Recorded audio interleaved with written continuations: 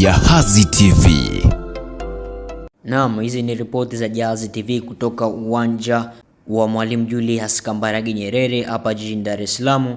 Wachezaji wa timu ya taifa wakiwasili Tanzania, ambapo hii leo wamepokelewa na mamilioni ya mashabiki wa Tanzania. Hapo unavyomuona kocha Miguel Gamondi akisalimiana na watu ambao wamekuja kuwapokea.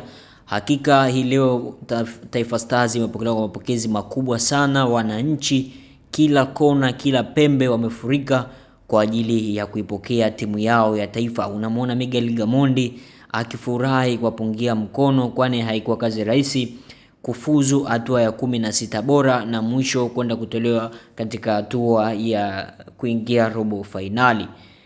Hii leo tumeshuhudia hapa jijini Dar es Salaam mamia ya wananchi ambao wengine wametembea kwa miguu, wengine wana vyombo vya usafiri yani bodaboda.